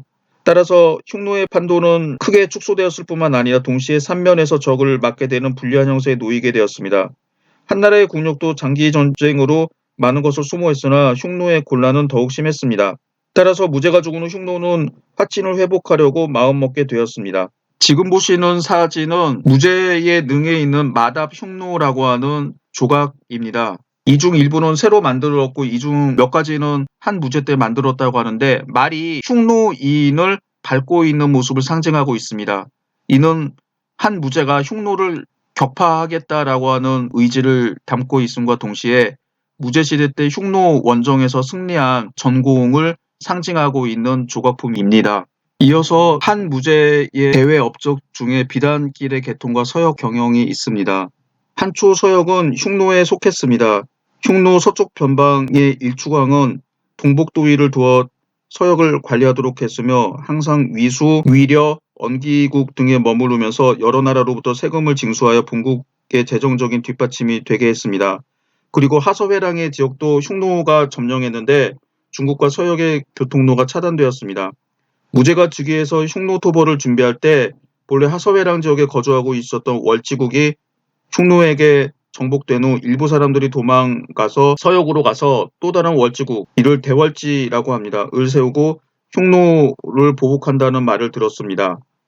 기원전 138년 무제는 장관을 서역에 보내 대월지와 연락하여 흉노를 협공하려고 했습니다. 그러나 그는 막 국경을 벗어났을 때 흉노에게 포로가 되어 10년 동안 억류되어 있다가 기회를 얻어 탈출하여 서쪽에 있는 대환에 있다가 후에 대월지에 도착하게 되었습니다. 월지는 흉노의 묵돌 선우에게 격파된 후 문제 때 다시 흉노의 노상 선우에 철도한 소탕을 당해서 국토를 잃게 되었습니다.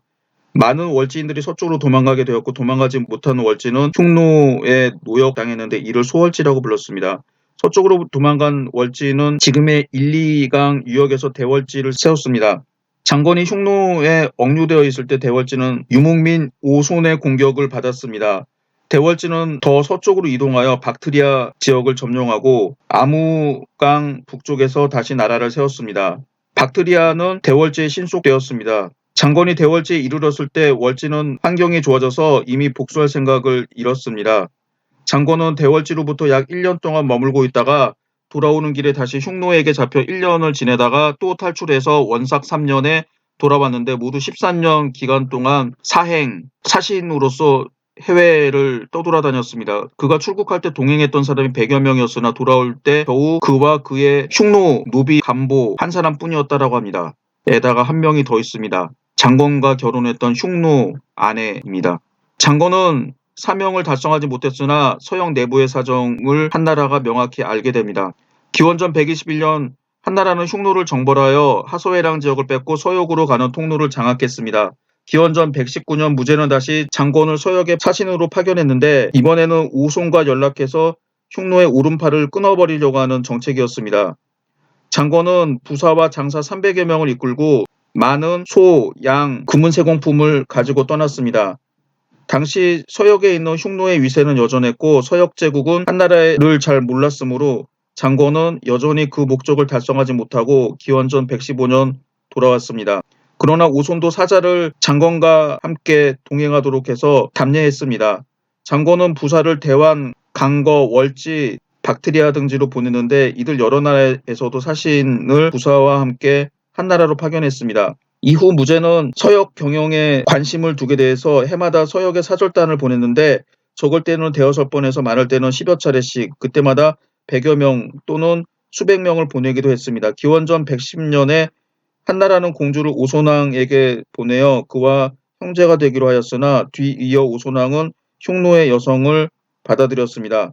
아마도 당시에 서역의 여러 나라들은 중국과 흉노 두 나라 사이에서 줄타기를 하고 있었음을 알 수 있습니다. 무제는 두 차례 서역의 원정군을 보냄으로써 서역에서 유리한 자리를 차지하게 되었습니다. 1차 원정은 기원전 108년이었는데 누란, 차사, 이국은 한나라가 서역과 통할 때 반드시 지나야 하는 곳이고 한나라 사신의 왕래가 빈번해지자 두 나라는 근심하게 되고 마침내 한나라 사신을 살해하고 흉노 편이 되었습니다. 무제는 조파노를 보내 이들을 정벌하게 하니 이때부터 한나라 사신의 서역 사행은 방해를 받지 않게 됩니다. 기원전 104년 다시 이광리를 보내 대환을 정벌했습니다. 대환은 한열마라 불리는 품질 좋은 말의 산지인데 한나라에 조공하지 않았으며 한나라의 사신을 살해했기 때문에 한 무제는 무력으로 해결하고자 했습니다.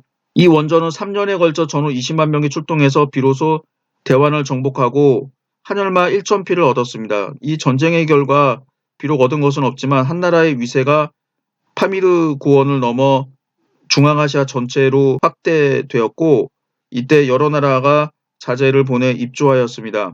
한나라는 수백 명의 군인을 주둔시켜서 거려국에서 둔전하도록 하여 한나라의 사자에게 보급하도록 하였습니다. 이때부터 흉노는 점차 서쪽의 위협을 느끼게 되었습니다. 흉노는 서역에 대해서 계속 관계를 끊지 않고 누란에게 한에 대항하도록 종용하였으며 한과 서역이 통하는 길을 끊으려고 하였습니다. 누란도 한나라 사신과 그 리졸의 수색과 약탈을 참지 못하고 여러 차례 한나라 사신을 살해하였습니다. 그러나 소제 때 한나라 사자인 부계자가 누란왕 안을 유인하여 살해하고 아내 동생 위도기를 왕으로 삼는 한편 그 국명을 선선으로 바꿨습니다. 그리고 사마를 보내 리사 40명을 이끌고 선선의 이순성에 둔전하면서 선선왕을 보호하니 이때부터 선선은 한나라에 복속했습니다. 이어서 남월에 대해서 살펴보도록 하겠습니다. 여기서 베트남의 역사를 간단하게 살펴보면은 베트남에는 우리나라의 단군에 해당하는 맹룡군이 있었습니다. 그 후손들이 문랑국을 세우게 됩니다. 이 문랑국은 진나라의 압박으로 남아했던 구락국에 의해서 정복됩니다. 그리고 진나라가 이 구락국도 정복하게 되고 남해군, 계림군, 3군을 설치하게 됩니다. 그러다가 남월이 건국되게 되죠. 남월 황제 조타는 원래 중국인이었습니다. 진정현에 살고 있고 현재 하북성 성도인 석가장시에 있는 하북성박물관에 가면 조타를 기념하고 있습니다. 진대에는 남해군 용천영의 현령이었습니다. 진 2세 때 군 위인 임효가 죽자 조타가 그 자리를 이어받아 스스로 지키면서 진나라와 왕래를 단절하였습니다. 진나라가 망하자 조타는 다시 계림 상군을 공격하여 함락하고 스스로 남월 무제가 되었습니다. 고조가 중국을 통일한 후 원정할 힘이 없었으므로 기원전 196년 육가를 보내서 조타를 남월왕으로 책봉했습니다. 그러나 실제로는 황제를 자칭하게 됩니다. 조타는 여태후 말년에 황제라 자칭하고 장사국의 변경을 침입하여 여러 현을 점령했습니다. 여태후는 이를 토벌했으나 사졸들이 병에 걸려 성과를 거두지 못하고 중지했으므로 남월은 이때부터 세력이 커졌습니다. 조타가 기원전 137년 죽고 손자 호가 계위하였습니다. 호는 아들 영제에게, 영제는 그의 아들 흥에게 자리를 물려주었습니다. 흥의 태후 류씨가 부정하여 백성들이 그녀를 따르지 않자 태후는 한나라의 세력을 빌어 내부를 진압하려고 흥에게 입조를 권했습니다. 그때 재상 여가가 다소의 지지를 얻어 입조를 반대하였고 이 때문에 태후와 사이가 좋지 않았습니다. 기원전 112년 여가가 모반하여 흥과 태후 및 한나라의 사자를 죽이고 영제의 손자 건덕을 왕으로 삼았습니다. 한나라는 노박덕, 양복 등에게 수군을 이끌고 계양군, 예장군을 출발해서 남하를 공격하게 했습니다. 그 다음에 노박덕, 양복은 석문에서 만나 번우, 지금의 광동성 광동시입니다로 진격하자 여가와 건덕은 바다로 도망가다가 한나라에 붙잡혔습니다. 그래서 남월이 멸망하고 맙니다. 한나라는 그곳에 구군, 즉 남해군, 창호군, 울림군, 하포군, 주해군, 담이군, 교지군, 구진군, 일남군을 두었습니다. 이후 후한 시대의 일을 잠깐 살펴보면은 광무제 건무 16년 즉 기원 후 40년에 교지의 여걸인 징칙과 그 여동생 징이가 반란을 일으켰습니다. 구진, 일남, 하포 등 여러 군이 이에 호응했습니다. 징칙은 65성을 점령하고 자립해서 왕이 되었습니다. 건무 18년 즉 기원 후 42년 한나라는 마원에게 징이 징칙 자매를 토벌하도록 했습니다. 한나라 군대는 하포 해안에서 산을 뚫어 길을 만들어 서쪽으로 1천여리나 가서 낭박, 지금의 베트남 동간이라고 하는 지역인데 거기에서 반란군을 크게 격파했습니다. 다음에 징칙 징이 자매를 죽이고 낙양으로 수급을 보냈으나 마원의 부하 2만 명은 질병에 걸려 되돌아온 사람은 겨우 반밖에 안 됐습니다. 이어서 무제는 지금의 절강성 지역에 있었던 동구를 강회 지역으로 이주시키고 백어를 정복하게 됩니다. 그리고 이 지역을 회계군에 편입시키고 야현을 설치하게 됩니다. 이어서 지금의 운남 귀주 지역에 있는 서남이를 정복해서 연방, 준, 작, 야랑, 전 등을 항복받거나 정복했습니다. 그리고 이 지역에 6개의 군을 설치하게 되고 익주에 편입시켰습니다. 기원전 108년에는 고조선을 정복하게 됩니다. 이처럼 흉노를 격파하고 영토를 배로 늘리는 정책을 하게 되는데 이때 많은 비용이 발생하게 됩니다. 무제 자신의 사치스러운 생활, 궁전을 신축, 증축한다든지 그런 문제를 제외한다라고 하더라도 군사 비용, 전쟁 비용이 엄청나게 많이 들게 되죠. 그래서 이미 한 무제 시기에는 흉노 원정에 막대한 비용이 지출이 돼서 할아버지였던 문제, 아버지였던 경제시대 때 쌓아놨던 30년 이상 버틸 수 있는 재정 수입이 다 사라지게 됩니다. 이제 돈이 없어지니까는 재정 수입 확보를 위해서 여러 가지 정책을 사용합니다. 그래서 재정 확보책으로 했던 게 오수전 발행, 소금과 철의 전매, 균수법과 평준법 실시, 산민과 고민령 등 여러 가지 정책을 취하게 됩니다. 이 부분은 시험에 자주 나오는 정책입니다. 오수전이라고 하는 화폐를 발행하는 게 왜 재정확보책이냐라고 물어볼 수도 있는데 전에도 잠깐 이야기를 했던 화폐를 발행한다라고 하는 거는 정부 입장에서 관노비를 동원하기 때문에 생산비가 전혀 들지 않습니다. 그래서 화폐를 발행한 만큼 백성들이 화폐를 구입하면서 현물이 생기죠. 예를 들어서 1억 원어치 화폐를 발행해서 시장에 유통을 시키면 1억 원어치의 현물이 생깁니다. 그런데 한나라는 세금으로 인두세를 거두게 돼요. 1산에 120전이라고 해서 성인 한 사람당 120전을 거둡니다. 그리고 이런 말 하기는 좀 그렇지만 30세가 되었는데도 결혼하지 못한 여성에게는 5산, 즉 600전을 거두게 됩니다. 그래서 이 인도세를 화폐로 납입을 하게 되니까 원칙상으로는 이 화폐가 모두 국가로 환수가 돼야 되죠. 근데 실제로는 환수가 되지 않는데, 그래서 이론적으로는 1억 전의 화폐를 발행하게 되면 2억 전어치의 현물이 생깁니다. 혹은 현물과 화폐가 생깁니다. 실제적으로는 1억과 2억 중간 사이에 있는 1억 5천 정도의 현물과 화폐를 얻게 되는 거죠. 그래서 화폐 발행은 재정 수입 확대와 밀접한 관계가 있습니다. 그리고 그 전까지는 일반인들이 소금과 철을 생산해서 판매할 수 있도록 했는데, 이것을 국가에서 직접 관장하도록 했습니다. 균수법은 서로 다른 두 지역 사이의 물자 유통을 통해서 물가를 안정시키는 정책이라고 하는데, 이걸 쉽게 말하면 이런 거죠. A라고 하는 지역에서 쌀이 한 가마에 8만 원입니다. 그런데 B라고 하는 지역에서는 쌀이 10만 원에 팔리고 있습니다. 그래서 국가에서 이거를 A라고 하는 지역에서 B 지역으로 운송한 다음에 팔면은 얼마가 남죠? 2만 원이 남습니다. 이런 식으로 해서 재정 수입을 늘리는 방법입니다. 평준법도 물가를 안정시키는 이런 정책이라고 하는데, 이것도 마찬가지로 시간에 따른 차이를 이용해서 풍년일 때 쌀 한 가마를 3만 원에 샀다가 흉년일 때 7만 원에 팔게 되면은 4만 원의 이익을 얻게 되죠. 물론 풍년일 때는 시가보다 좀 비싼 가격, 흉년일 때는 시가보다 싼 가격에 팔긴 합니다만, 정부는 그 사이에 시세 차익을 거두게 됩니다. 무제 때 신설했던 세금들을 살펴보면 거선세, 상업상품세 등이 있었다고 합니다. 거선세는 백성들 중에서 수레를 가지고 있는 사람들은 해마다 일산, 즉 120전을 납부해야 됐고, 상인의 경우는 배 이상, 적어도 240전 이상을 납부하도록 했습니다.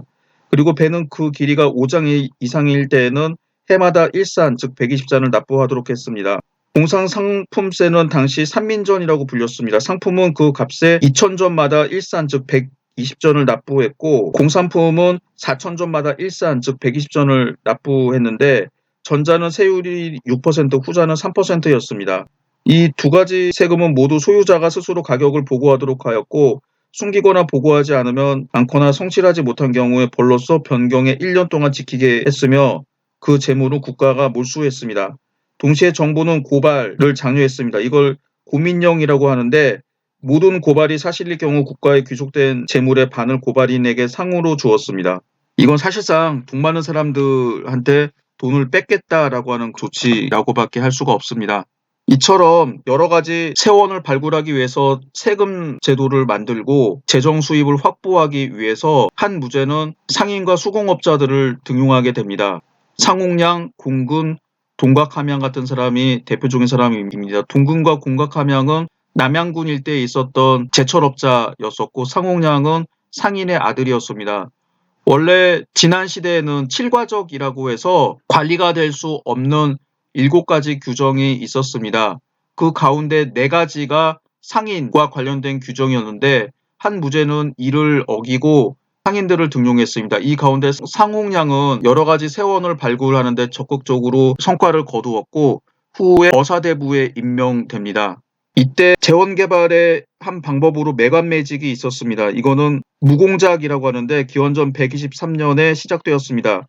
정부에서 무공작 11등급을 설치해서 매 등급당 정가를 17만 전으로 정하고, 백성은 7등급까지 자기를 사면 관리로 임명할 수 있었고, 유죄이면 2등급을 감하였습니다. 이 밖에 재산을 헌납하면 낭이 될 수 있고, 공물을 헌납하면 관리가 되거나 속죄할 수 있었습니다. 이런 방법을 실시를 하게 되는데, 그만큼 돈이 부족했다라고 하는 것을 알 수가 있습니다.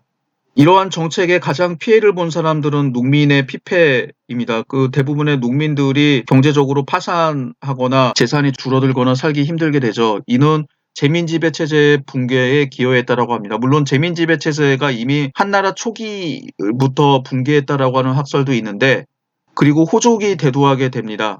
지방 세력이었던 호족이 이런 어수선한 틈을 타서 토지를 확대하면서 대토지 소유로 거듭나게 되고, 이들이 신나라 말기에 반란에 참여하게 되고, 남양군의 호족이었 유수, 후에 광무제가 되죠. 이 사람을 중심으로 해서 후한을 개창하게 됩니다. 그래서 후한을 호족연합정권이라고 불리게 되는데, 그 다음에 사실상 후한의 지배층으로 부상하게 됩니다. 그 다음에 유협, 즉 깡패들이 활개를 치게 됩니다. 이때 곽해라고 하는 사람이 대표적인 유협으로 활동했으며, 사마천은 이 유협들의 활동이 너무나 인상이 깊었는지 사기에 유협열전을 따로 두었을 정도였습니다. 무제시대 말년에는 흉노 대외원종을 뒷받침하기 위한 재정 수입 확대를 위해서 폭정을 하게 되죠. 그리고 흉노와의 여러 차례 전쟁에서 패하게 됩니다. 그리고 국력의 지나친 낭비로 피폐해진 상황에서 기근과 도적이 난무하는 현상이 나타나서 무제 말년에는 전국의 인구가 초년에 비해서 절반으로 감소되었다라고 합니다. 게다가 무제는 말년에 미신을 믿었습니다. 무제는 신선을 믿고 방사들을 초청해서 신사를 건축하는 데 막대한 금전을 소비했습니다. 그리고 말년에 그 믿음은 더욱 깊어졌습니다. 불로장생의 약을 구하기 위해서였습니다. 그러다가 나중에 신임했던 무당 강충이 황태자를 제거하기 위해서 황태자를 무고하게 되고 이 때문에 무고해화가 발생하게 되면서 결국은 나라가 망하게 됩니다. 기원전 91년 무제는 몸이 아팠는데 강충은 무제의 병이 어떤 사람이 목우, 나무 인형인데 이걸 고라고 합니다. 를 땅에 묻고 저주한 때문이라고 하였습니다. 이에 무제는 강충에게 저주자를 색출하도록 하니 수만 명이 피살되었습니다. 강충은 본래 태자 거와 사이가 좋지 않아서 그가 관련된 것이라고 무고하였고 이에 태자는 군대를 일으켜 강충을 죽이고 마침내 장안성에서 승상인 유굴리와 지휘하는 군대와 시가전을 벌였습니다. 이때 수만 명이 죽었습니다. 태자는 패하여 죽고 황후인 위씨도 자살하였습니다. 대외 전쟁의 실패와 국내의 불안, 가정의 참변 때문에 무제는 후회하고 정신을 차리게 되었습니다. 기원전 89년 무제는 모든 방사를 해산시키고 신선을 믿지 않았습니다. 그리고 조서를 내려 서역에 있는 윤대에 주둔하던 군대를 파하도록 합니다. 이것이 유명한 윤대의 조서입니다. 윤대의 조서를 간단하게 읽어보도록 하겠습니다. 황제께서 조칙을 내려 과거의 후회스러운 일에 대해 깊이 토로하며 이렇게 말했다. 지난번에 관리들이 상주하기를 백성들의 부세를 1인당 30전씩 증액하여 변방의 비용을 보조하도록 했으나 이는 노인과 병약한 사람 또 고아와 독신자들을 더욱 힘들게 할 뿐이었다. 그런데 지금 다시 윤대에 사주를 파견해 둔정하도록 청하고 있다. 윤대는 차사에서 서쪽으로 천열이 떨어져 있지 않은가. 지난번 계룡우가 차사를 공격할 때 위수, 위리, 누란 등 6국의 자제로서 그동안 장안에 있던 자들이 모두 먼저 귀국하여 자신들의 비축된 식량을 내어서 한나라 군대를 맞이하였다. 또 그들 스스로 무릇 수만 명의 군대를 내었고 왕들은 각기 스스로 군대를 이끌고 함께 차사를 포위하여 차사왕을 항복시켰던 적이 있었다. 한나라 군대가 성을 함락했을 당시에는 식량이 많았지만 병사들이 싣고 간 것만으로 원정이 끝낼 때까지 버티기 부족했다. 그래서 강한 자는 가축을 모두 먹어버리고 약한 자는 길거리에서 죽은 자가 수천 명이나 되었다. 그래서 짐은 주촌에서 낙이와 낙타에 식량을 싣고 옥문을 지나게 하여 군대를 영접하도록 했다. 중략. 이제 짐은 더 이상 그런 제안을 차마 듣지 못하겠노라. 중략. 지금은 마땅히 가혹함을 금지하고 함부로 세금을 걷는 것을 중지하며 근본이 되는 농사에 힘쓰고 마복령을 고쳐서 그 부족함을 보충하고 무장의 부족함이 없도록 하기만 하면 될 것이다. 군국의 태수와 상은 각각 말과 가축을 올리고 변방을 보강할 계획을 적은 보고서를 올리게 하여 함께 대책을 논의하도록 하라. 라고 했습니다. 그리고 다시는 군대를 파견하지 않았습니다. 그리고 승상 차천추를 부민으로 봉하여 천자가 백성들을 휴식하게 하고 또 부유하게 기르려는 생각을 하고 있음을 분명히 알리도록 하였습니다. 이 점이 시황제와 무제의 차이점입니다. 시황제와 무제 모두 제국 국가를 위해서 한 일이라고 하지만 대외 원정과 장성 축조, 대규모 토목공사 등을 벌였습니다. 시황제는 자기가 잘못했다라고 생각하지 않았기 때문에 자기의 잘못을 폭정을 고치지 않았습니다. 반면 무제는 자기의 가정사에 참변이 생겨서 태자와 황후가 자살하는 그런 상황이 되자 정신을 차렸습니다. 그 다음에 황제의 세 가지 덕목이 있었다라고 했죠. 시기 질투, 독점, 무책임입니다. 시기 질투는 자기의 자리를 넘보는 사람들을 시기하는 거죠. 그 대상은 자기의 아들과 동생부터 시작을 해서 재상 혹은 유명한 장군들입니다. 독점은 권력을 황제 혼자 독점하는 거죠. 자기의 권력을 자식이나 마누라인 황후나 자기 동생들과 나누지 않고 황제만이 독점하는 겁니다. 마지막에 무책임. 황제는 모류의 존재로 책임을 지지 않는다. 책임은 남들한테 전가하는 겁니다. 유명한 게 비록 자살하긴 했지만 명나라의 마지막 황제였던 숭정제가 지금 자금성 북쪽에 있는 경산공원에 있는 그 산에 올라가서 스스로 목을 매서 죽었다라고 하는데 그러면서 짐이 부끄럽게 죽는데 이건 다 짐을 보필하지 못한 신하들의 책임이다라고 해서 자기 책임을 신하들한테 떠넘겼죠. 근데 무죄는 100%는 아니긴 합니다만 자기의 개인적인 잘못에 대해서 백성들한테 공개로 사과를 하게 됐습니다. 이게 무죄가 그나마 말년에 잘한 일입니다. 무죄는 기원전 87년 2월 병이 위독하자 어린 아들 비릉을 태자로 삼고 곽광, 김일제 상관걸에게 섭정하도록 했습니다. 그리고 비릉의 어머니인 국가보인을 사사시켜서 모후가 출염청정할 수 있는 기회를 끊어버렸습니다. 그리고 태자를 세운 지 2개월 만에 죽었습니다. 54년 동안의 무죄 통치가 끝났습니다.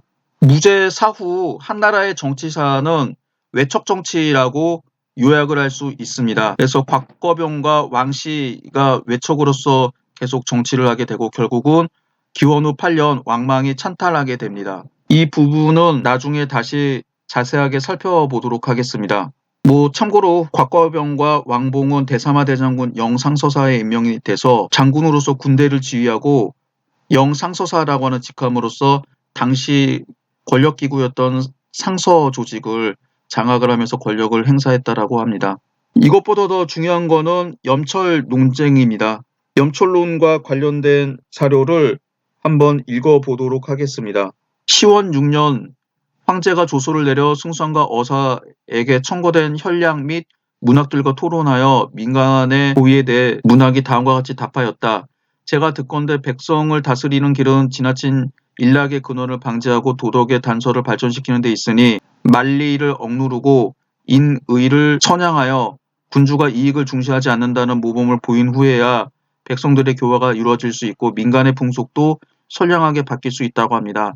그런데 지금 각 군국에는 염관, 철관, 주각관, 균수관 등이 있어서 백성들과 이익을 다투고 있어서 인정 많고 순박한 풍속을 해치고 탐욕스럽고 비루한 풍조를 만들고 있습니다. 이렇기 때문에 백성들은 본업, 즉 농업입니다.에 나아가는 이가 없고 말업, 즉 상공업을 쫓는 이가 늘어나고 있습니다. 대체로 겉모양이 화려해지면 속 내용은 쇠약해지고 말이 성하게 되면 본은 훼손되는 법입니다. 사람이란 말업에 종사하다 보면 사치스럽게 되고 본업에 종사하게 되면 근면성실하게 됩니다.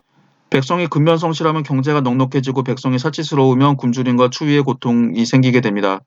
바라옵건대 소금, 철, 술의 전매제도와 균수법을 폐지함으로써 본업을 진작시키고 말업을 물리치게 하여 농업을 크게 이롭게 하는 것이 마땅하다고 생각합니다. 여기에 대해서 대부가 말하였다.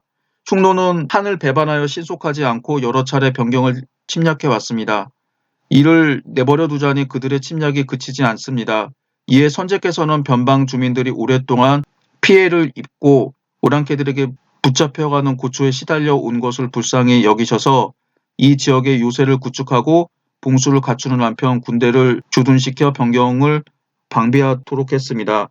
그런데 이러한 변경 방비에 소용되는 재종이 부족했기 때문에 소금, 철, 술에 대한 전매 제도를 시행하고 균수법을 실시해서 재정을 확충하여 변방 방비에 소용이 되는 비용으로 충당하고자 한 것입니다.